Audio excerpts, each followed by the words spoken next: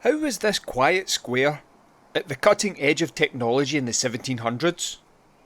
And why is it not just me that's full of hot air in this episode? Find out now on Astonishing Glasgow.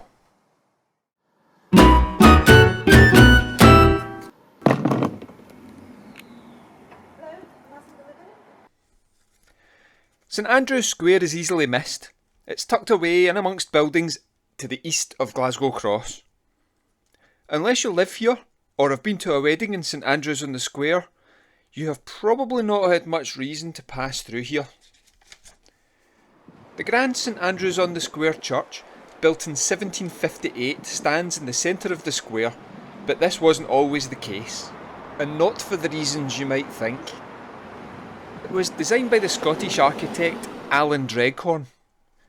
He was the architect who designed the Trongate Town Hall, demolished in 1921, leaving just the famous clock. He also designed Pollock House, the home of the Stirling Maxwell family. When it was first built, the church was surrounded by fields and stood on the bank of the Molendinar Burn when it was completed. I never know whether it's Molendinar or Molendinar. Maybe you can let me know. It's a spectacular building in the classical style, and it's one of the finest of its type anywhere in Britain. The interior is apparently adorned with lavish 18th century Rococo plasterwork, but I have no way to confirm this as I couldn't get in for a look.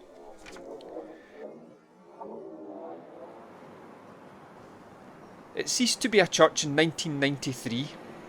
It was transformed into an arts venue with a popular wedding venue in the basement. If you remember back to my video about the nearby McClellan Arch, you'll remember that I talked about the Whistling Kirk. If you didn't see it, check it out after this video and hit that like and subscribe button to never miss another episode. Well, in that video I talked about St Andrew's on the Green, which, if you remember, had the first pipe organ in Scotland. Well, this church is where that congregation and the organ moved when they grew out of the original church building. Between 1786 and 1790, the church finally lost its view of the fields. The land was developed into a square of wealthy residences by William Hamilton, and the Molendinar Burn was culverted beneath. This was regarded as the wealthiest place in Glasgow to live, right up until the money moved west in the 19th century.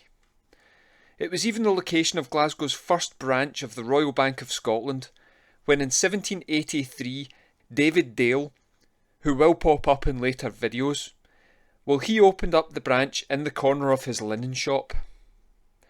Now, I'd love to be able to show you the actual location, but believe it or not, the majority of these buildings date from as recently as 1996.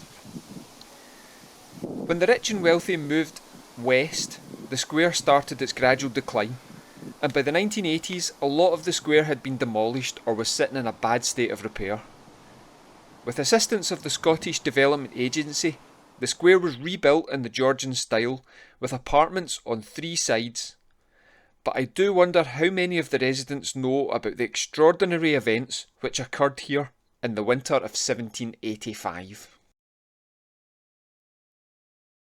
It is hard to believe now that this was, for a very short time anyway, Scotland's very own Cape Canaveral.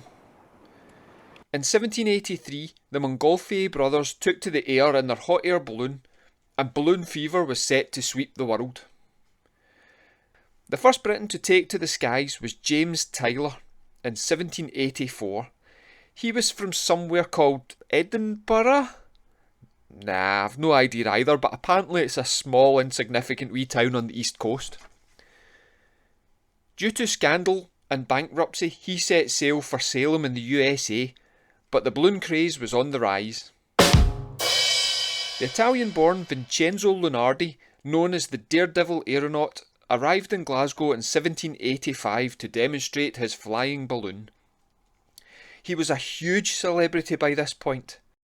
You could say he had a bit of an overinflated opinion of himself. There are not many people these days that can claim to have a hat named after them, but thanks to his fame, the Lunardi bonnet gained its name.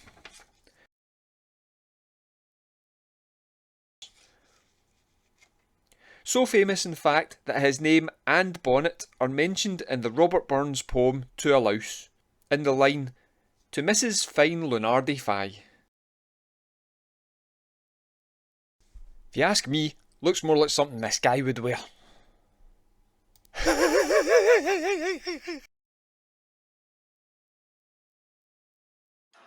The location for Lunardi's first take-off in Glasgow was right here.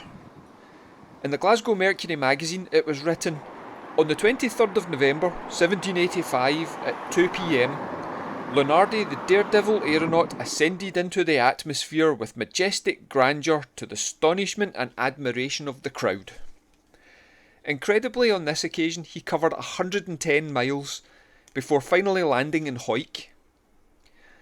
By the 5th of December the same year, he returned to St Andrew's Square for his second flight. The weather on this day was worse, and on his takeoff, a man described as a local character called Lothian Tam became tangled in the ropes and was carried 6 feet into the sky before dropping to the ground without injury.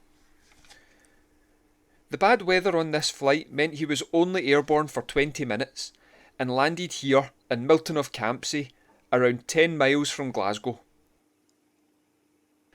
If you visit Milton of Campsie, you will find a small plaque placed here in 2003 at the village cross. It details the day that he landed nearby and was met by the parish minister before being invited by Sir Alexander Stirling Bart to have dinner at Glorat House.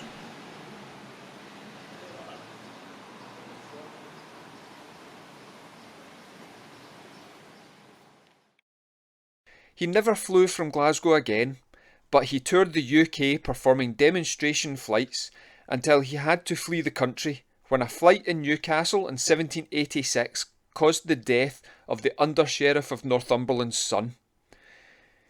He became tangled in the ropes and was lifted off the ground, but died when he dropped back to the earth. So hopefully I've shown you that this great city holds many astonishing stories that are just waiting to be told. If you're new to my channel, go back and watch some of the earlier episodes.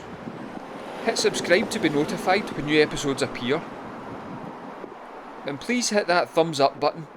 It's free and it really helps my channel. Thank you very much for watching, and I'll see you next time in Astonishing Glasgow.